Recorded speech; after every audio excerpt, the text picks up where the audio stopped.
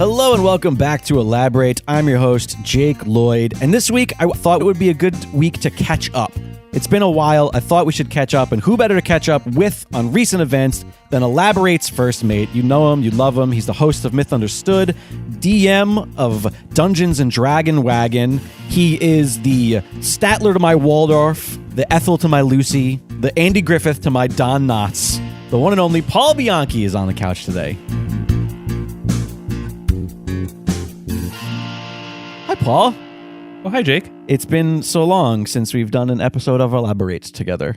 Yeah, it has been. It's refreshing to hear that theme song and to hear you vamp over the theme song. Yeah? Yeah, it's great. I feel like I've gotten better about like really nailing that little time frame there. Yeah. Yeah, I haven't had to do any redos in the recent set of Elaborates since I've come back from break. I particularly like the pyro that you set up to go off It's weird that I've invested all that money in the in-studio pyro that nobody sees.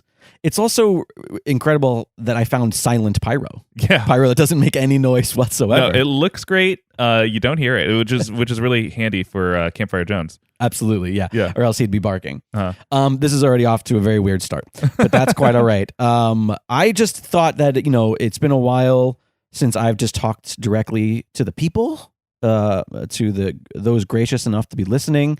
And there's been a lot that's gone on. It's been over a year.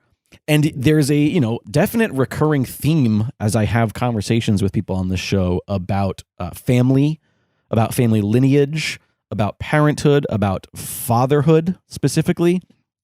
And I know that you and I have talked in the past, to be honest, I can't remember if we've done it on the show. We probably have, about your mother's research into your ancestry.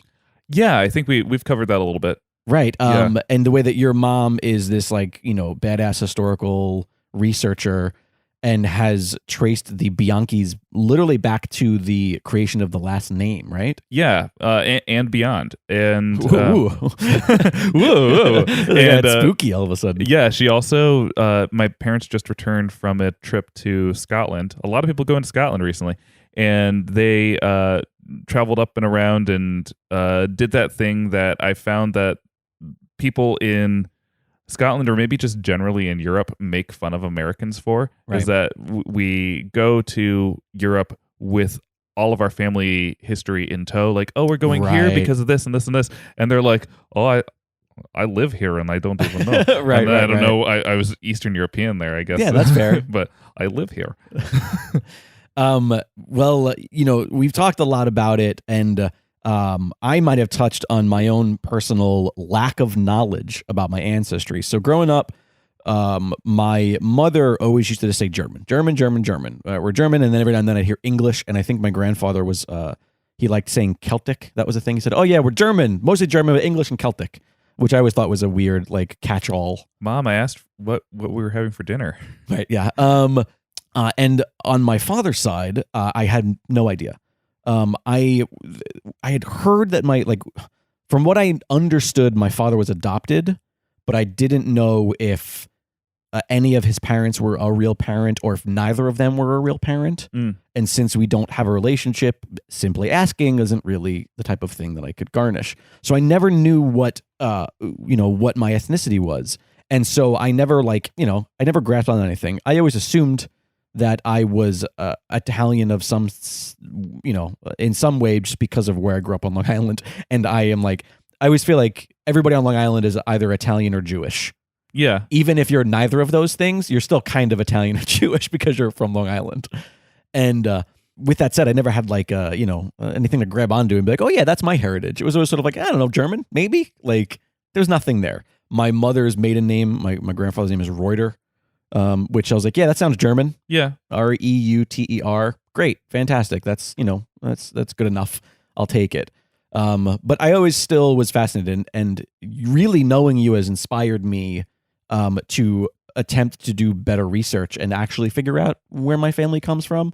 Because I enjoy research, or because that my mom knows my family history? All of it. Okay. Yeah, it's a little bit of column A, a little bit of column B, because I enjoy the fact that you as an artist literally use your own lineage to inspire work. You created a character based on, Raya Graves is a pirate character that you've shown in a web series that we shot ages ago, but only recently is hitting the YouTubes. You can check out the first 4 episodes of the Lost series. Was it 4 or 3? I think it's just 3. Okay, the first 3 episodes of the Lost series. Bilger and Graves. Search for that 4th though. Yeah, search. Good luck finding it. Uh-huh. That's the beyond part. Bilger and Graves, which is a series that we shot years ago, and I think the intent was like, oh well, let's try to figure out a way to finish this in a efficient way, and we couldn't do it. So now we're just like, well, let's just put it out there, and people can at least watch it and enjoy it for the few minutes that we have to give them. Jake, can you tell anyone who might be listening what a bilger is? A bilger is somebody who works with logs. No, damn it! I guessed. I took a guess. A bilger. I sounded very confident. You though. did, yeah. A bilger is the person on a ship who goes down to the bottom bowels of a ship and gets down there with a bucket. Yes, because water is seeping in through the imperfect bottom of the ship, and it oozes in as like bilge. That was the word for it. And they'd take a bucket and they'd scoop it out and they'd walk all the way up to the top of the ship and they'd dump it over the side. Right. Now I'm remembering you've told me this before, but it has been so many years since we've shot that that I have since forgotten. But in any case, I brought that up to talk about like the way that you used Raya Graves, which is the last name Graves, or is it also the first name Raya as well? Like that's literally an ancestor of yours. Yeah, there are Uriahs throughout my family tree, and there are Graveses. Both Scottish and English Graves in my lineage. And so you've used that to inspire your work. And also it's just sort of fascinating that you have this, you went recently to Scotland, like you said earlier, you alluded to, and, you were like, oh yeah, here, this is a thing that my family, like my, ancestors of mine probably walked right here and we're in this castle or, that kind of shit. That's crazy. When I went to Inverary, and there's a castle there that was used as a location in Downton Abbey. And I never watched. You mean Downtown Abbey, I think. Downtown Abbey Brown. And I went to that castle and walked around it. And I just went there to see, like, oh, it's a castle that sort of has this lovely green color on the outside. And walking around on the inside, and then I left, and I talked to my mom about what I did. And she said, oh, you're a Campbell. And I was like, what are you even talking about? The weirdest insult I've ever heard. Yeah. But apparently the castle, Inverary Castle, is owned by the Duke of Argyll. The Duke of Argyll's last name is Campbell, and Campbell is a traditional Scottish last name, and they are hated in Scottish history. And my mom was like, oh yeah, there's some Campbells in your family tree. And I was like, oh, I love their soup. I don't know that they're the same people. No. I'm not positive. I can't say that with fact, but they're probably the same people. But here's the thing: is like people love that soup. If people don't like them, they wouldn't have enjoyed the soup that they made. That's right. Right? The bias would have come with the name. That's all I'm saying. But anyways, for Christmas this year, my sister-in-law, absolutely love her, got me an Ancestry.com kit, and I was like, "This is great. I'm gonna do one of these DNA kits." They're all the rave these days. Everybody's learning about what they are. And I was like, this is great. I'm going to finally get to piece some of the puzzles together. Did you enjoy spitting into the tube? I thoroughly enjoyed it, but not as much as I enjoyed like the cracking the thing and then shaking it. And then, it was just fun. The weirdest part is putting it in the mail. That's the weirdest part. Doing it is not weird, other than like, now I'm just going to like send my spit via the mail. Yeah. Also, I'm totally not one of those people who's like, no, the government has your DNA. I'm like, that's fine. Whatever. What are they going to, whatever. I've heard that so much from people, like, oh, no, I can't have the government having my DNA. I was like, if the government wants your DNA, they can get your DNA. Right. Have you ever been to a hospital? Yeah. Guess what? The government has your DNA in some capacity. Anyways, so I submitted it and I received my DNA results, and I learned about my actual DNA ancestry. And the first and glaring thing that I thought was hilarious was that there is no German on it whatsoever. There is like 0% German, or I think 1%. Where is it? Let me pull it up here. Discover my DNA story. All right. I'm utilizing the app right now. Oh. By the way, they're not, Ancestry.com is not sponsoring this episode, but they should. And hopefully they will. They will one day. So I have 2% Germanic Europe. But the two giant numbers are Italy 47% and France 42%. Oh, yeah. I am so Italian and so French. Yeah. And the only thing that I can assume is the what we thought was German was actually French descent through what is now Germany. And so I did a little bit of research on the last name Reuter on my mother's maiden, on my mother's maiden name on my maternal grandfather's side. And Alexandra and I, we recently took a trip up to Solvang, the little town in Southern California, which is like this weird little Dutch town in the middle of nowhere. And while we were driving, it was like the week that I got the results. And so she was just like, spent the entire time like doing research on her phone. So the entire trip was like, well, how about this? She doesn't get car sick, does she? She does actually, but I think that day, for whatever reason, it was okay. Okay. No, I get it. And so it turns out that there is a French Reuter lineage, and it actually is it was originally a derogatory term. Like, it meant people who were thieves. Oh. Somebody would root you. I assume it's sort of a similar Latin origin and it was probably routier or something to that extent. And the idea is like, oh, they're thieves. They'll root you like, oh, stay away from him. He's a Reuter. And one, I think that's hilarious. Yeah. Because I've said that before. Yeah, sure. Uh-huh. And so, a lot of the connection between the German and French thing is actually Normans. Mm-hmm. And it was, the constant throughout generations. And we all think of Normans and Normandy. We think of like what we know of modern wars, but long before, we were in a world war of any number, this area was consistently contested between the Normans, between Germans, and so I think that likely, the bloodline is primarily a French bloodline, but came through that area, which, would be Germany. Yeah. However many times. So I have yet to dive too far deep into the actual people yet. I did learn, the Sebastian Reuter is the family name. And I always thought that my grandfather was the first one, but oh my goodness gracious. I think that my cousin, who we all know as Sebastian Reuter III, because he's my uncle, who's Sebastian Reuter II's, son, who is the son of my grandfather, Sebastian Reuter I, is actually probably like an 8th or a 9th, because it just goes back so incredibly far. Wow.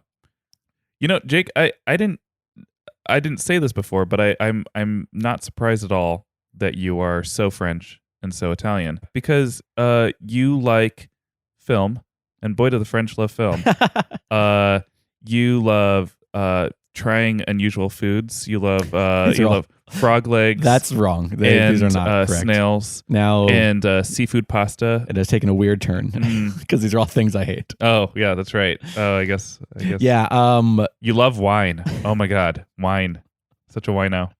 Yeah, I'm not doing my people justice whatsoever. In fact, ever since I've gotten these results back, Alexandra consistently says now, like, what kind of Italian are you? Or what kind of French person are you?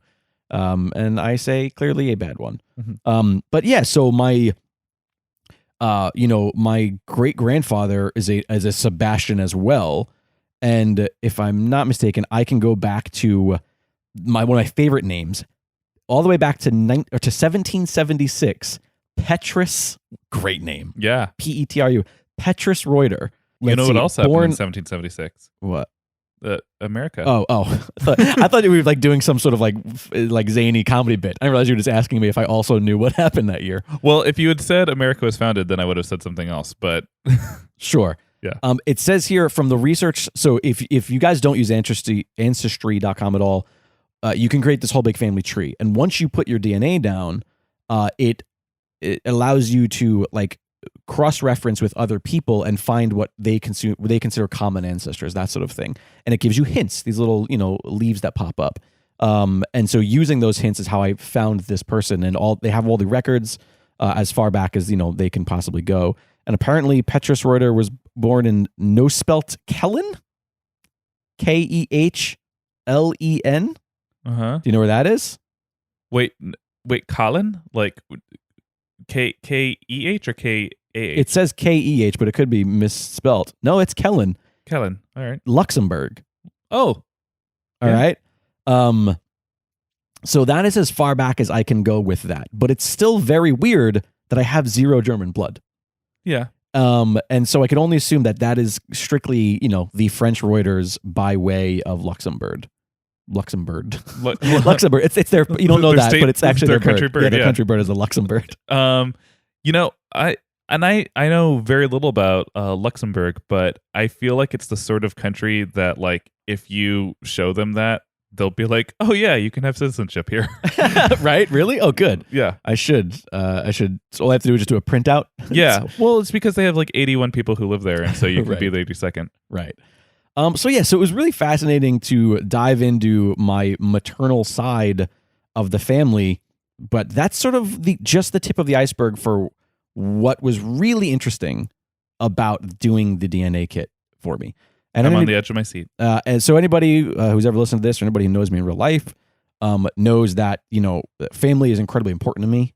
And I don't have a relationship with my biological father, but it doesn't take away my interest in knowing who I am and where I come from. Despite the fact that this gentleman Jack, who I'm the son of, Jack Bacon, my real last name, Bacon, isn't in my life, but it doesn't mean that I don't care about who he is and where he comes from and that sort of thing.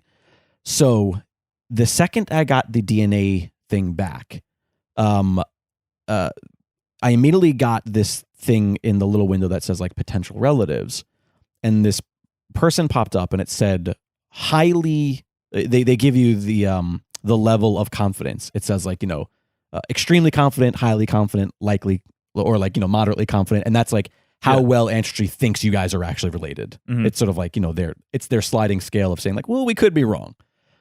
And it's this gentleman named Tim, and I clicked on Tim. Tim is a little bit younger than I am, and he lives in Florida. Lives in Tallahassee, Florida, and it immediately shows you like what's through his lineage, and it says like likely common ancestor. Oh, and I clicked on this photo, and we haven't spoken since then, Paul, because I was saving it for this podcast.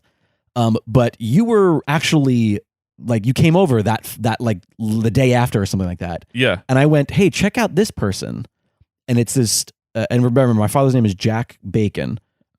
This gentleman popped up on the screen named Jack Coletti, and you saw the photo, and you went like, that kind of looks like you. And in combining the family trees that he had, as well as researching further, my father's mother that I still didn't know it was his biological mother, but I assumed my would-be grandmother Angie. In researching her, I discovered that she had a first marriage with a gentleman named Jack. Oh. And in then further doing research on this Jack Coletti character, who looks just like me and who looks just like my father, everything that I read on him was he had two sons from something marriage, one from another, and then an unnamed child from a previous relationship. And that unnamed child is my father. Oh. My father was actually born Jack L. Coletti. Oh. He was born a junior. And his, the person that would be grandfather, Bacon, adopted him. Oh. So what I found in doing research about my would-be surname and my actual biological... So he wasn't adopted, which is like... He was adopted by just the father. Yeah. Angie is his actual mother. Uh-huh. And the story, as best as I can piece it together, is that Angie and Jack Coletti had a falling out, and she kept the child. She kept my father from him, from being in his life. So here is a guy who, based on the information that I have of like census records, grew up not even a mile away from my father, and wasn't allowed to be in his life at all whatsoever. Wow. Watched his son's name get changed, and growing up without him even knowing that he was his father. My father was raised unaware because his mother kept that from him, and is apparently was a bridge burner type of person. And the absolute just sad poetic nature of the fact that he did not have a relationship with his real father, and that he did not have a relationship with his first son. Maybe. Yeah. And the fact that he was Jack Coletti's first son as well it's just absolutely mind-boggling.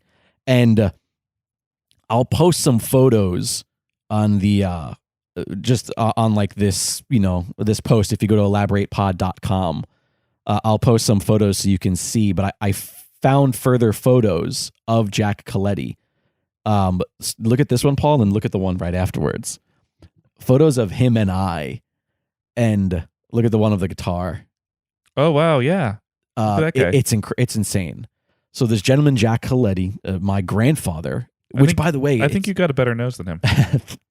It's first off, it's so bizarre to think that in a different path of history, my name would be Jake Coletti. Yeah, because it was my father's actual firstborn, his born name. Jake and maybe Coletti. During your stint in wrestling, you would have been Jackal because it would have been a natural. No, it would have been Jekyll because my name still would have been Jake. Jekyll, gotcha. But it's just absolutely bizarre that there's this person, in doing research, Jack Coletti, my grandfather, died in 2008, like a town over from me. Wow, like could have been in my life. Yeah. He apparently, based on what I know, was an artist and comes from a family of artists, a musician. He served in World War II. He, was, it looks like based on some photos that he was maybe a police officer in New York. After giving birth to my father, did go on to have other kids. So in doing a simple Facebook search, I found, these other Colettis. Yeah. And I found the gentleman, Tim Coletti, who it first matched me with, and his father, Glenn. I just took a shot in the dark and I thought, like, why not? And I wrote my uncle a Facebook message. But you had never known that Glenn was your uncle before. You were just I never heard of this man before until seeing like, oh, this is because when doing a search for Jack Coletti, these photos that I found via the Ancestry website, I found that photo of him. That's right there. That photo that I'm showing you, the blue, right? When I clicked on this guy, Glenn Coletti, thinking, oh, maybe he's related. His third profile photo was that photo of his, and he said, my dad, circa whatever. And it was like a Memorial Day banner, how people put like the little, never forget stuff in the bottom and whatnot. So so this is clearly his son. He has a photo that says my dad of the same photo that I can cross-reference. So I took a shot in the dark and I wrote him, and I did not hear back. And I was like, it was just weird. I was like, oh shit, like, did I give too much? Like, what did I say? Eventually I did hear back from his son. Oh. Tim wrote me and he said like, hey, this is incredible. Apparently they had been searching for my half of the family. Wow. And they had been told only, so Glenn's older brother, so my, I know it's hard to follow, my father's next youngest brother, the first older brother of the second marriage of Jack Coletti, Jack Coletti told him just before he died that he had another son. Oh. And they never knew. And that's like some soap opera shit. Exactly. And all they had, and for some reason, and it might have been because of the way he's spoken of his old age, this is all stuff that I'm putting together. All they had was Jackie Bacon. Oh. He's like, I have a son out there, Jackie. So maybe he said Jackie in like a cute way, like, oh, little Jackie, maybe that's why he said that. Yeah. Who knows? But that's all they had. So they were trying to find Jackie Bacons and couldn't quite piece together the rest of the puzzle. Or Jack E. Bacon was his Who middle knows? name. No, but maybe. I mean, who knows why he was given that information? Yeah. And they had been searching for the past year or two. Once Tim did this Ancestry thing himself and was trying to find, my father's side of the family, it's all very bizarre because now I'm the one who approached them and they're just like, this is incredible, but I don't even speak to my father. Yeah. So like now they know exactly who their uncle and their brother and whatnot is. And I explained, like, this is where he is. This is where he lives. You can probably look him up on Facebook. This is who he's married to. He has other children now, my brothers that I don't know. Yeah. But, like, I don't speak to them. So it's a really weird scenario. Yeah. Because it's like, here I am now. I can put this whole family together if I really want to. But it's so bizarre because it means that I, like, have to reach out to my estranged father. Yeah. And I haven't really processed that. And Alexander said that. Alexander's like, that if you further trying to get to know the Colettis in Florida, that like they might eventually want to speak to Jack, and you might be the, you know what I mean? Like it might just, this is probably going to create a connection of some sort. And like, are you okay with that? And like processing that is like, it been really difficult because I don't know if I am ready for that. I'm more interested in learning about my grandfather and his family than I necessarily am about reconnecting with my father. I've not shut that door ever. In fact, the last correspondence that I had with my father was me writing him and sending him photos that he asked for in 2005 or 6, maybe 2006 or so. And I never heard back from that. So like the ball was in his court last. So it's not like a door that I've closed. It's just a really weird and fascinating thing. And this all stemmed from this fucking DNA kit, all because I was interested in finding out my ancestry. Yeah. I didn't think any of this would end up like learning who my grandfather was. Yeah. And it's like, best Christmas fucking present ever, by the way. Like if you're thinking about doing ancestry and you have any sort of weird adoptions in your family or think you might, do it. It's the fucking best money you could spend just by knowing that this guy, but it's also so bittersweet because knowing that this guy, Jack Coletti, my grandfather, like grew up so close to me. I didn't have a grandfather growing up. My mother's father, he was alive, but he was very old, and he lived in Pennsylvania. He wasn't on Long Island. I had my sister's grandparents. We share a different mother, so they're not my biological grandparents. They were very sweet to me. Nanny and Poppy, I called them, and they were like my would-be grandparents, even though we weren't biologically related. Yeah. But outside of them, I didn't have, obviously I didn't know Jack's parents. I didn't know, even the adopted, even Benny Bacon or whatever his name was. They weren't in my life in any real way. So like it's that whole thing of like, fuck, like I wish that I would have known this a long time ago. And it's playing that like what could have been and what I would have learned about who I was or where I got things from. Because I've always been the odd man out of my family. Like I don't have Reuter characteristics. I don't do the things that my mother's family does. Well, except you're a thief. Well, probably. And we go where we get it from. Yeah, we're all like my whole family's a bunch of fucking shysters, so it perfectly makes sense. But yeah, I just it's really interesting to not look like any of my family ever. The Reuters, my mother always would be like, "Oh, you look like my grandfather or my father when he was little." And it's like, no, because all you have is these old photos from the 1930s where you could barely see anything. And yes, we're both skinny with brown hair. Like it's as far as that goes. Black and white also. Yeah, always. And so it's like, and also I think my mother put all that additional bias on everything. So it's like, she wouldn't even admit, to this day, I mean, I've seen photos now for the first time, of my father in his like 20s. And I'm his twin, for Christ's sakes. Like he has 2 other kids right now. I look more like him than they do. Yeah. Which is also a weird thing because he looks just like Jack Coletti, and that guy Glenn and his brother, my uncles, they don't look anything like him. They clearly have their mother's traits. Yeah. So it's so weird. I look like this guy who I don't know. He looks just like that guy who he didn't know. And it's just it's a lot. It's like a fucking lot to process. But it would have been nice to have known this Jack Coletti guy, and apparently, I don't have all of this story, and I'm going to get it, and I'll explain how I'm going to get it in just a minute here. But apparently, he might have had some of the same problems that my father did, as far as, maybe not being entirely loyal, and not entirely loyal faithful? to faithful. Thank you.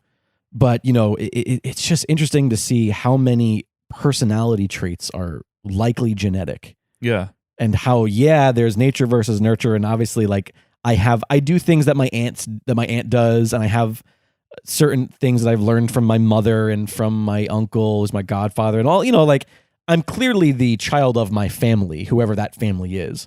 But there are, like, likely just some things that are genetic.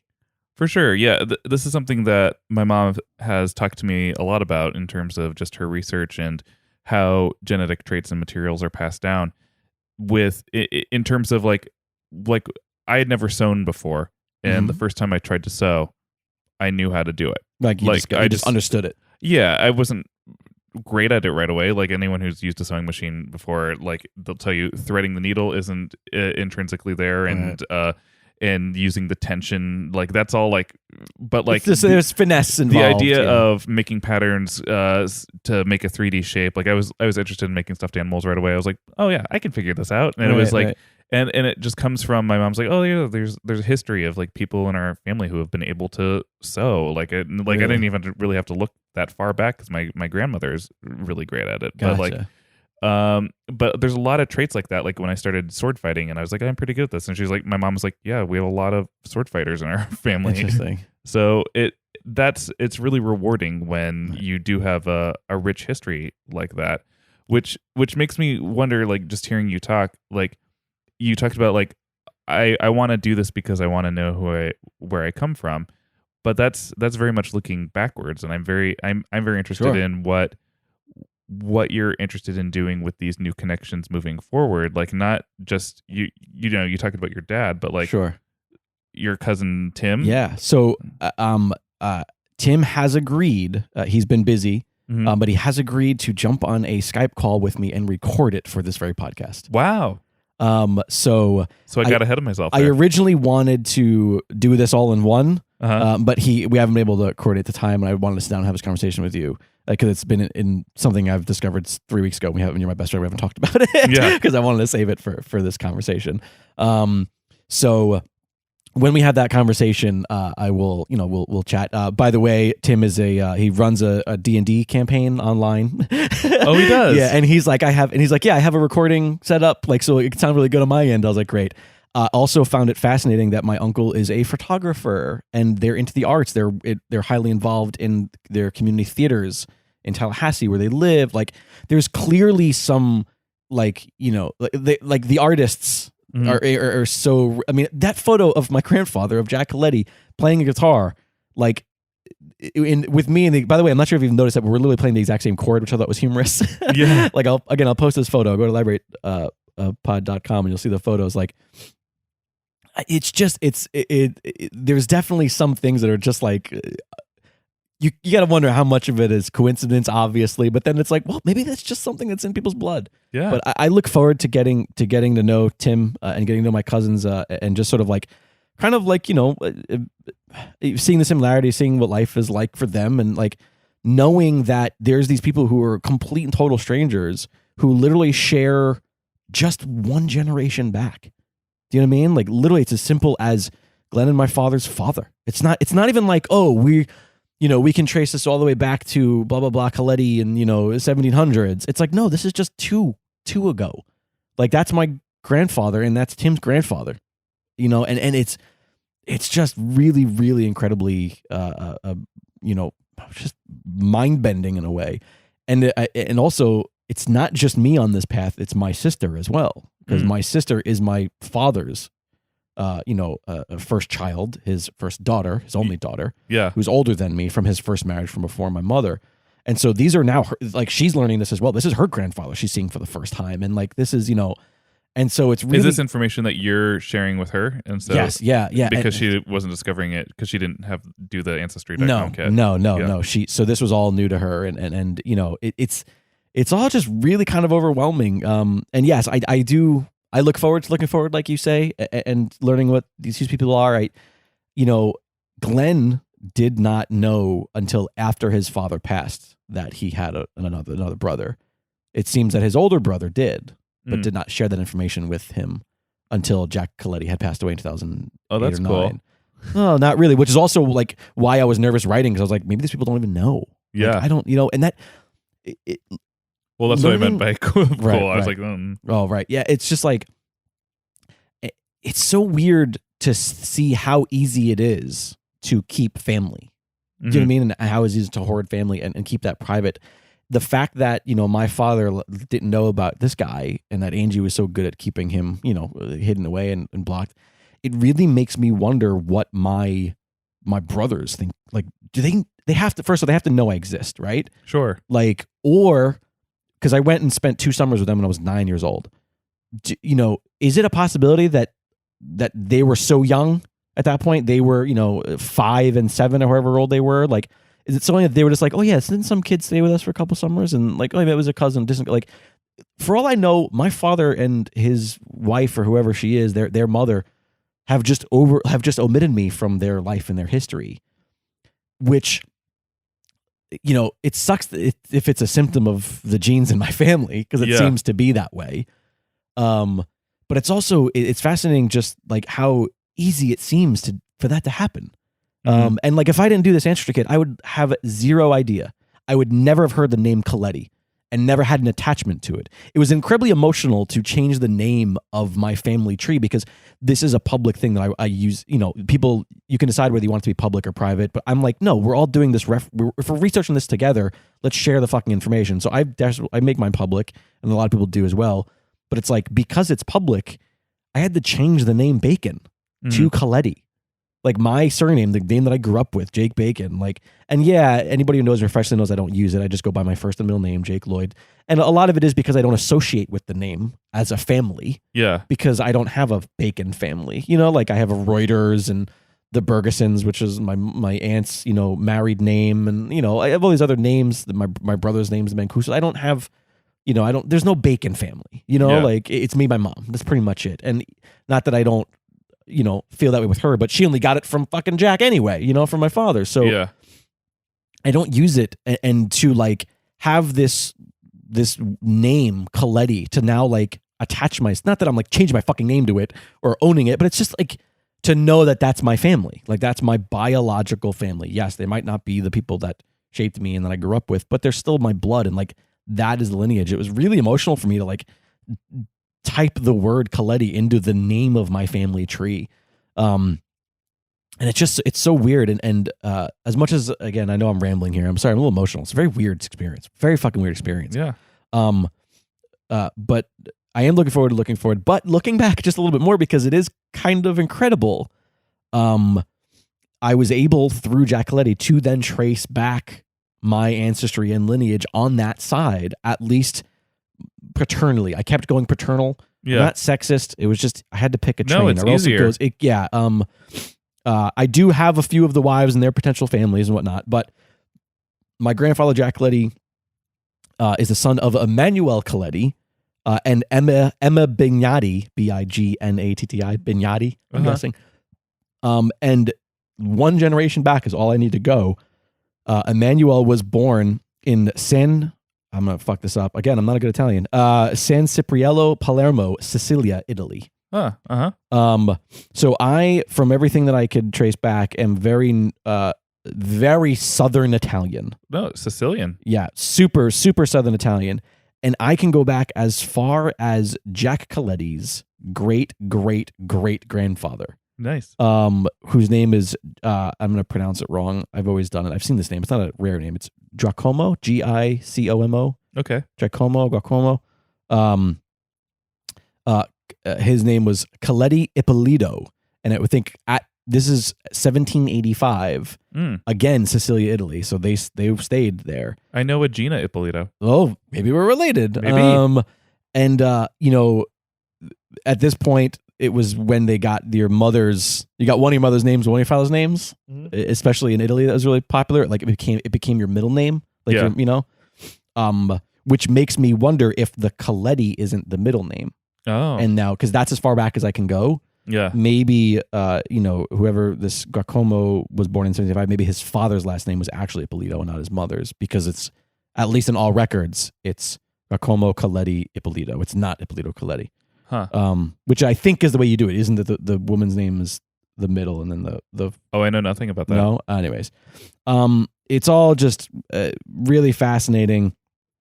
And just to like, you know, be able to have this database of these things that other people have done. And even since I've looked last, I now have new information that pops up through people doing more research and for people like, you know, scanning, you know, censuses from all over, you know, that I can learn about, you know, these people who are my immediate ancestors, literally just one or two generations back.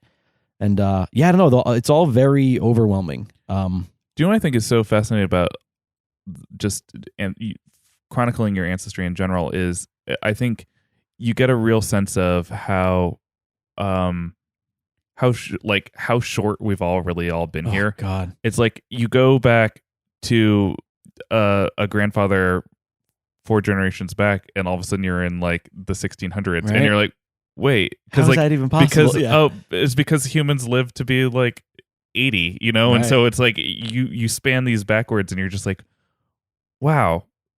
Wow, times have changed. Do you want to know what else is really eye-opening when you do this shit? Especially when we talk about like, following the maternal versus the paternal sides of things, is just holy shit, how many family members 2 people can create.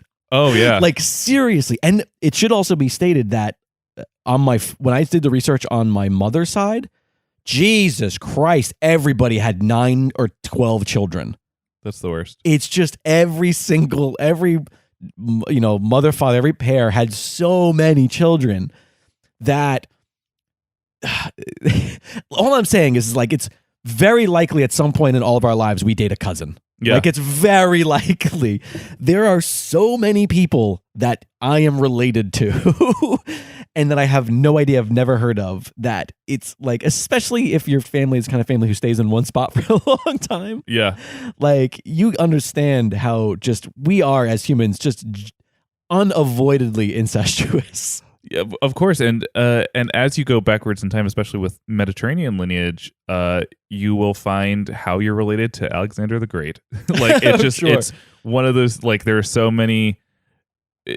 only so many people at Right. certain points, and like the plague killed off so many Right. people. And isn't that the same thing with like Genghis Khan? Like everybody's like a and looking at your English and Ireland roots that Right. you still have some of. Right. Yeah. You'll let me read off with the specifics for the other one, just because it was So yeah, Italy and France are the 2 giant ones. yeah. And then there is 7%. It just says England, Wales, and Northwestern Europe is what that said. And then 2% Germanic Europe and 2% Greece and the Balkans. Oh yeah. Or how do you say, is that Balkans or Balkans? Balkans. Yeah. Balkans. And the way that Ancestry does is it gives you these little charts with these circles. Yeah. And you can kind of like get an idea how specific certain places are. But all in all, it has been a whirlwind, having really no idea. Like again, you're always just told you're a thing, and especially as like a very white guy from New York, it's not even like friends who are like super Irish, where they go, oh yeah, no, my grandfather was blah blah blah and comes from this place. Like, or remember your roommate or your old roommate Messiah, right? How he got the 100% Japanese. Yeah, he got literally. I think he got 99.8% Japanese. I thought it said 100%. Was it 100? Really? Yeah. Oh, geez. Well, yeah, because their society was so like insular, right? And just separated and yeah.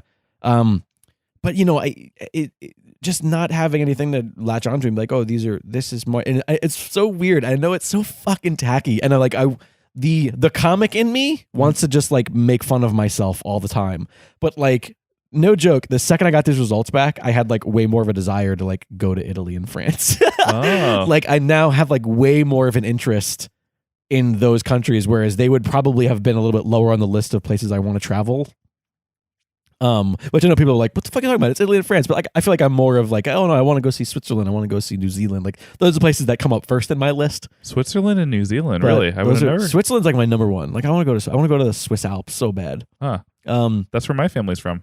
There you go. See, well, we should switch. I'll show you where my people are from in France and Italy. I don't know. But I don't know. Anyways, I just thought this would be a fun thing just to share with you and the people, and it's just a really kind of fascinating situation.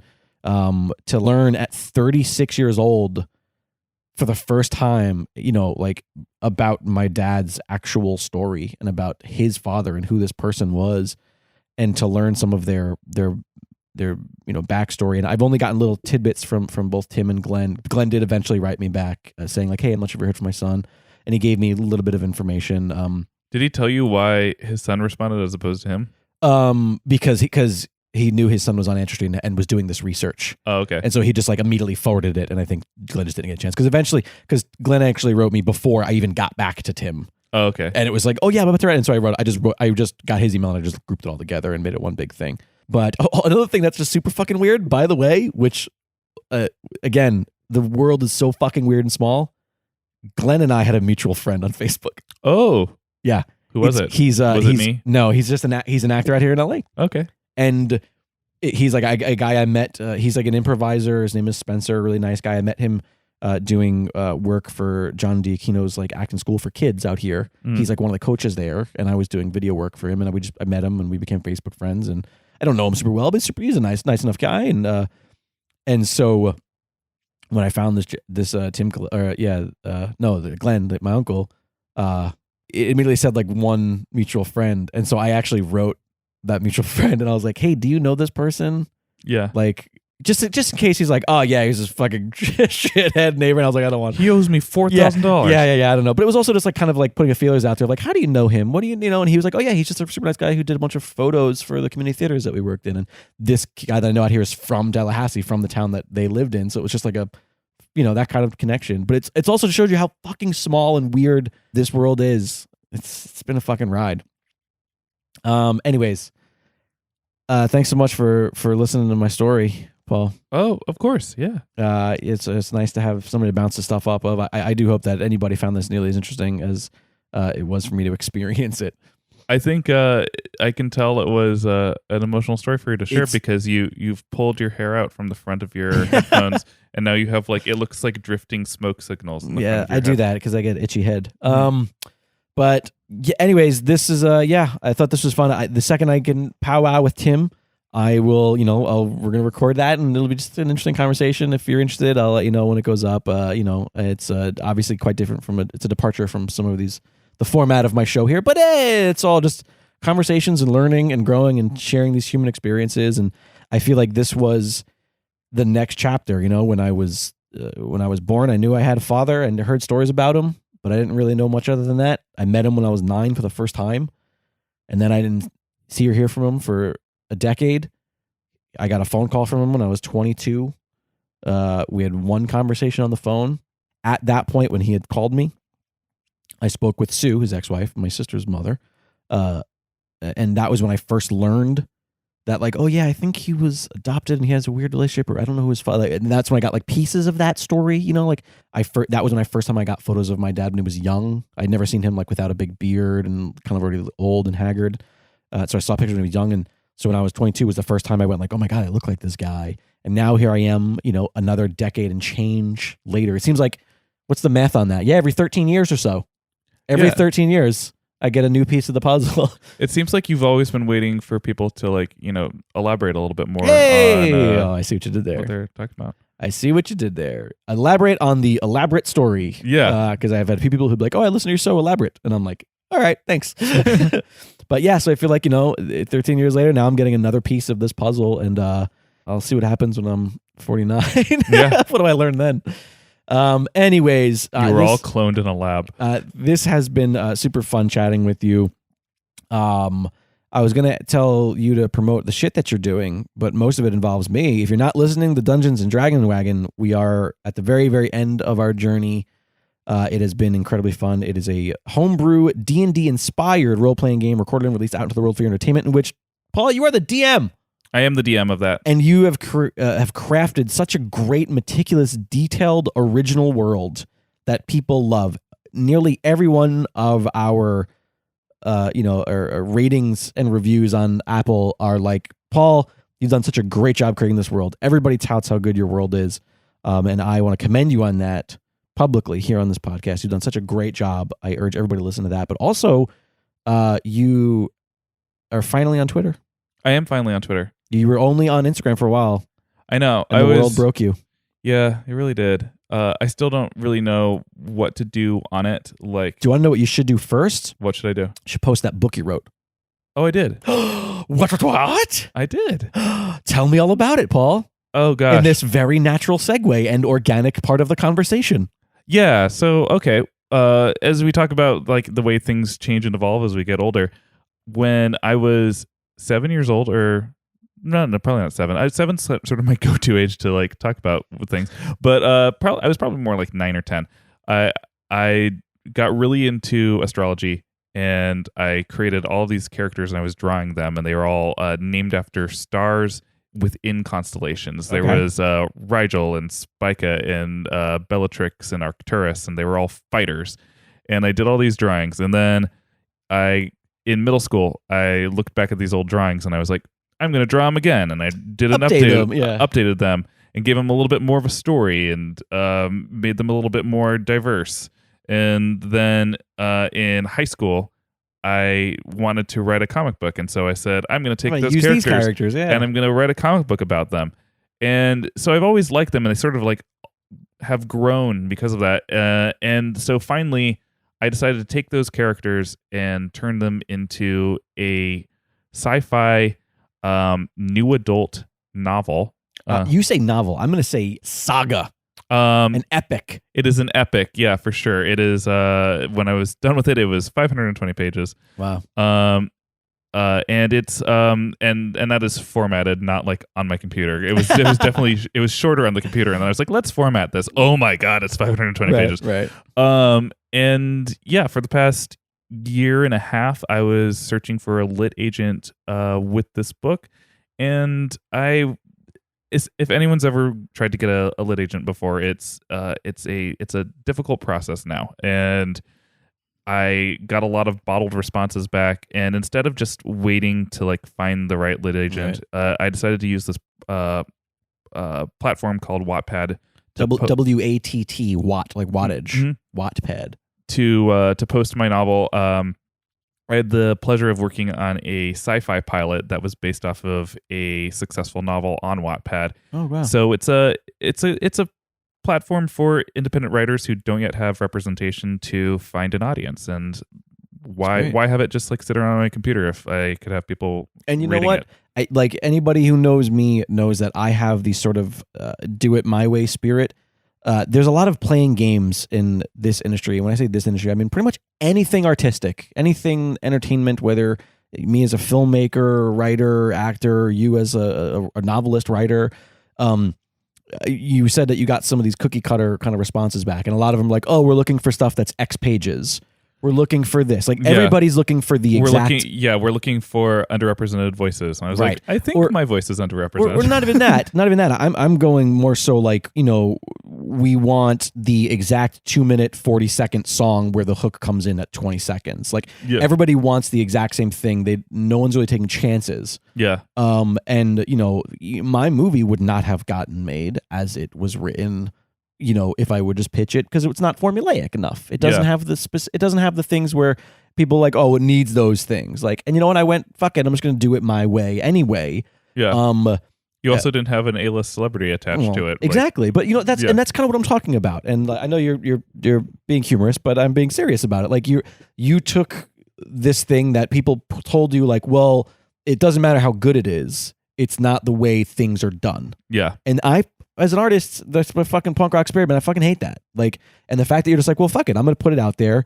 And if it finds its audience that way, then all you're doing is proving that all of that is bullshit. Yeah. That there is no right way. That as long as, there is something to create that people will respond to, there is an audience for everything. Sure. And so I urge anybody and everybody listening to go to Wattpad. Actually, scratch that. Go to Twitter. Go to @ThePaulBianchi, his brand new Twitter, and you have a link right in your description, right in your bio. Yeah, it's right in my bio. So check that out. Go and read it, and support independent artists, not just independent filmmakers, but independent writers writing sci-fi saga epics. And yeah, with that, the usual business. Please make sure you're following @ElaboratePod on all social media, Twitter and Instagram. And, if you really enjoy the show, you want to support us, the best 2 ways to do so are, 1, leaving a rating and review on Apple Podcasts. Let people know what you think of the show. Throw us a 5-star. And, of course, go to dragonwagonshop.com and pick up some incredible Dragon Wagon merch. There's fun stuff there that's Dragon Wagon themed, the entire network. There's some fun Elaborate specific shirts. There's one of the couch art with me sitting on it with my mystery guest, as well as a really fun like retro burger stand style art that I really enjoy. That shirt. Yeah, I like that one too. There's lots of fun stuff up there. Honestly, the ratings keep us going emotionally. and the shop keeps us going financially. So if you can muster both, we really appreciate it. And find me personally on Twitter at LiquidJake, on Instagram at Jake Lloyd. I do hope you enjoyed this this very, very special episode of Elaborate. It really was. It's after school special. And once I get more information, if you guys are interested in hearing this ridiculous, weird, culmination of this is your sci-fi epic. Who I am, it really is. I'll share as much as I can, because that's kind of just what I do. As always, be artists, not influencers. Create art, not content. Thanks for listening. I love you, Paul. Love you, Jake. Hey, everybody. I am sitting down with two dear friends of mine. They are both men with three names, Mark Allen Heiliger and Chad Philip Peter. What's going on, guys? Not too much. I'm really glad you pronounced my name correctly. Did I? I nailed it. It's a tough one. I get a lot of Highlanders and Heiligers. Ooh, although admittedly, Highlander would not be too shabby. There can be only one. In any case, I know you two because you are both working industry professionals. And of course, when I say industry, I mean film and television. Yeah. And you guys have a podcast on this very podcast network all about film called The Hell With This. What makes The Hell With This different from every other movie podcast on the internet? Well, we are a couple of working professionals in film and TV, so we use our film and TV powers to dissect each of the films that we watch. And do you guys watch the entire movie on each episode? No, nobody has time for that. No. We give you the trailer for the movie, gives you a chance to go watch the movie if you haven't seen it already. You come back and we finish the discussion afterwards. And are these like mainstream big blockbuster movies that everybody's talking about? No, sometimes it's movies you haven't heard of. It's either a movie that Mark or I have brought along to usually present to the other who hasn't seen it. But not always. Sometimes we just want to spread our love for a particular movie. Well, that sounds fantastic. I share your love. How do people listen? They can find us at thehellwiththis.com. Go to iTunes or Stitcher. You can find us anywhere podcasts are found.